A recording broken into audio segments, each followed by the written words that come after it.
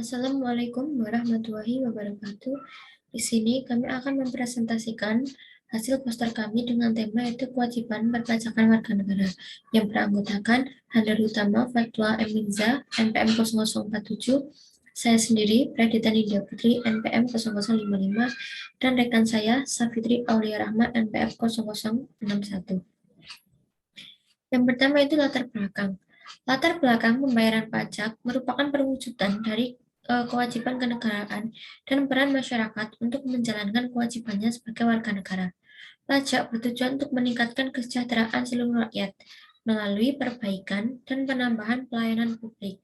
Pajak tidak hanya diperuntukkan untuk rakyat, tapi juga untuk kepentingan rakyat yang tidak wajib membayar pajak. Pemungutan pajak ini memang bukan suatu pekerjaan yang mudah, karena di samping peran serta aktif dari petugas perpajakan juga dituntut kemauan dari pembayar pajak itu sendiri, di mana menurut Undang-Undang Perpajakan, Indonesia menganut sistem self-assessment yang memberikan kepercayaan sepenuhnya terhadap pembayar pajak untuk menghitung, menyetor, dan melapor sendiri pajaknya. Hal ini menyebabkan kebenaran pembayaran pajak tergantung pada kejujuran pembayar pajak itu sendiri. Selanjutnya historis. Historis sejarah perpajakan di Indonesia. Pajak sendiri merupakan salah satu komponen penting dalam perjalanan suatu bangsa. Pajak merupakan sumber utama dari sebuah negara termasuk Indonesia. Sebenarnya di Indonesia sudah mengenal pajak sebelum masuknya Belanda. Saat itu pajak dikenal dengan istilah upeti. Upeti sendiri adalah pajak yang harus dibayarkan oleh rakyat untuk kepentingan pribadi dan operasional kerajaannya. Contohnya seperti membangun istana atau membiayai rumah tangga kerajaan. Ketika Belanda masuk dan menjajah Indonesia, saat itulah kita mengenal sistem perpajakan modern. Pemerintah Belanda membedakan besar tarif pajak berdasarkan kewarganegaraan wajib pajak. Pada tahun 1885, pemerintah Belanda memberlakukan pajak rumah tinggal untuk warga Asia menjadi 4%. Ada dampak negatif akibat dari pengenaan pajak di era kolonial dan era sebelumnya, yaitu membuat sebagian masyarakat menganggap bahwa pajak itu hanya bentuk dari superioritas penguasa kepada rakyatnya. Karena pada masa itu, hampir semua sektor pemungutan pajak dilakukan dengan cara manual dan tanpa pengawasan. Perkenalkan, nama saya Safitri Aulia Rahma, NPM 2103050061. Di sini saya akan menjelaskan tentang filosofis dan tantangan dalam perpajakan. Yang pertama yaitu ada filosofis. Pajak merupakan sumber penerimaan negara terbesar di Indonesia. Penerimaan perpajakan mencapai 75% dari total penerimaan APBN. Vito Tanzi menegaskan bahwa di abad 21, pajak akan menjadi andalan negara seiring dengan meningkatnya peran negara dalam tatanan ekonomi politik dunia. Mengingat pentingnya pajak bagi keberlangsungan negara dan pemerintah, merancang kebijakan pajak yang baik menjadi keniscayaan. Keberhasilan pembangunan sangat ditentukan tingkat penerimaan pajak, atau dengan kata lain, membangun sistem perpajakan yang baik merupakan prasyarat bagi keberhasilan pencapaian target penerimaan. Kebijakan pajak merupakan pandu yang akan menentukan arah dan tujuan sistem perpajakan. Apakah selaras dengan cita-cita atau ideal atau justru malah menyimpang. Layaknya negara berkembang lainnya, Indonesia juga mengidap problem yang dihadapi sebagian besar negara berkembang, yaitu administrasi perpajakan yang belum baik, tingkat kesadaran masyarakat yang masih rendah, yang ditandai dengan tingginya sektor informal, dan tingkat korupsi yang masih tinggi. Pengatasan terhadap hal tersebut umumnya dilakukan melalui intervensi teknokratik. Ikan dari paradigma konseptual filosofis hampir diluputkan dalam diskurs kebijakan pajak. Aturan dan tata cara perpajakan diatur dalam Undang-Undang Nomor 6 Tahun 1983 tentang ketentuan umum dan tata cara perpajakan.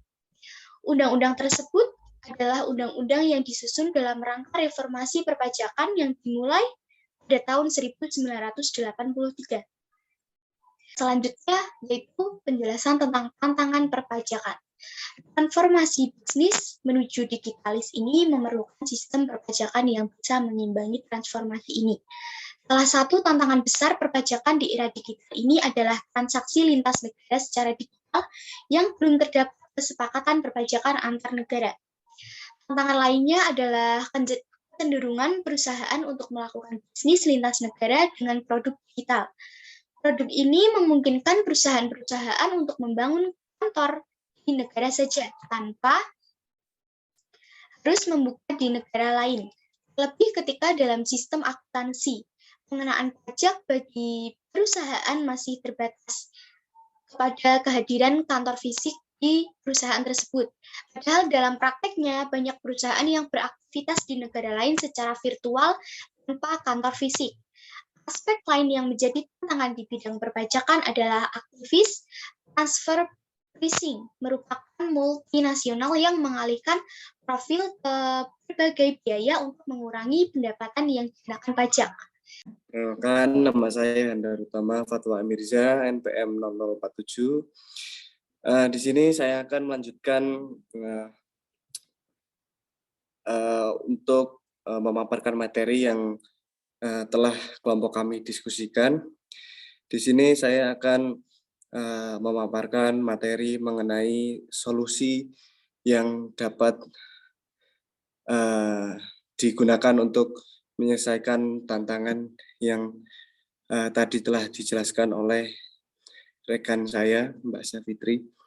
Baik, untuk solusinya adalah dengan menerapkan online pajak. Nah, jadi online pajak telah ditunjuk secara resmi sebagai penyedia jasa aplikasi perpajakan atau PJAP oleh DJP.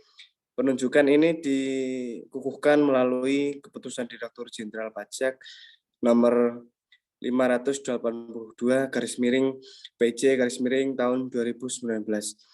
Online pajak diharapkan dapat menjadi solusi tantangan perpajakan e-commerce dengan simplifikasi proses administrasi perpajakan untuk para pelaku bisnis.